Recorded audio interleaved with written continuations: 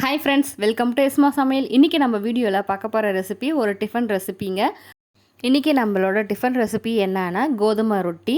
அது எப்படி செய்யலான்னு பார்க்குறதுக்கு முன்னாடி நம்மளோட சப்ஸ்கிரைபர்ஸ் அத்தனை பேத்துக்கும் மிகப்பெரிய நன்றி. இது வரைக்கும் நம்மளோட சேனலை சப்ஸ்கிரைப் பண்ணாத நண்பர்களும் சப்ஸ்கிரைப் பண்ணிக்கோங்க. அப்படியே பக்கத்தில் இருக்க பெல் ஐக்கனை கிளிக் பண்ணிவிட்டு ஆளுங்கிற ஆப்ஷனையும் கிளிக் பண்ணுங்கள். அப்போ தான் நாங்கள் போகிற எல்லா வீடியோஸும் உங்களுக்கு உடனுக்குடனே நோட்டிஃபிகேஷனாக வரும்.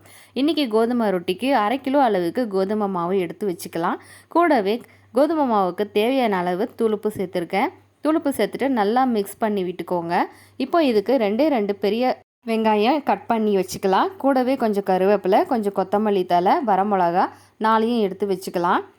இதுக்கப்புறமா நம்ம எடுத்து வச்ச பொருட்களை மாவில் மிக்ஸ் பண்ணிக்கலாம். ஃபஸ்ட்டு வெங்காயத்தை சேர்த்துக்கோங்க.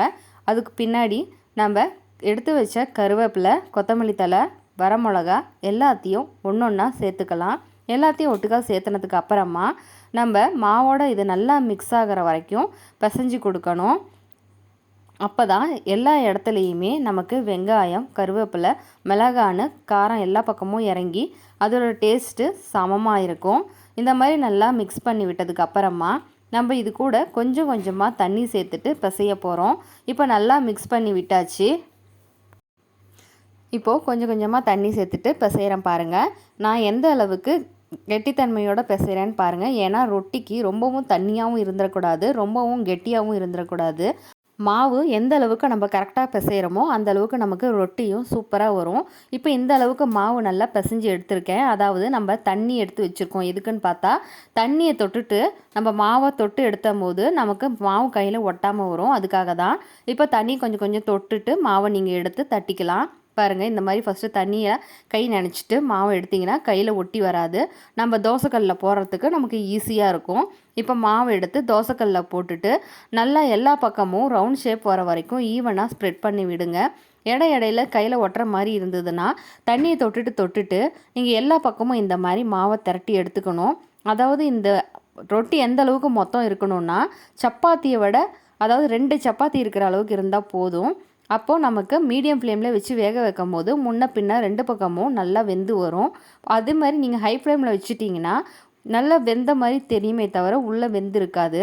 இப்போ இந்த மாதிரி விரல் வச்சுட்டு எல்லா பக்கமும் ஈவனாக ஸ்ப்ரெட் பண்ணி விட்டுக்கலாம். நல்லா ஸ்ப்ரெட் பண்ணி விட்டுட்டு அடுப்பையும் மீடியம் ஃப்ளேமில் கம்மியாக வச்சுட்டு நம்ம இப்போ முன்பக்கத்துக்கு எண்ணெய் விட்டுக்கலாம். எண்ணெய் விட்டுட்டு நம்ம நல்லா இந்த மாதிரி எல்லா இடத்துக்கும் ஸ்ப்ரெட் பண்ணி விட்டுக்கலாம். நம்ம இது செய்கிறதுக்கு கொஞ்சம் டைம் எடுத்து செஞ்சாலும் டேஸ்ட்டு சூப்பராக இருக்குங்க. அதே போல் ஹெல்த்தியான ரெசிபியும் கூட. இப்போ ஒரு பக்கம் நல்லா கோல்டன் கலர் வந்ததுக்கப்புறமா இன்னொரு பக்கம் திருப்பி போட்டுக்கிறோம். இன்னொரு பக்கம் போட்டுட்டு மேலே ஒரு ஸ்பூன் அளவுக்கு எண்ணெய் விட்டு அதையும் ஸ்ப்ரெட் பண்ணிக்கலாம். இதே போல் திருப்பி போட்டு 2 பக்கமும் நல்லா வெந்து வர வரைக்கும் பொறுமையாக வேக வச்சு எடுத்துக்கலாம்.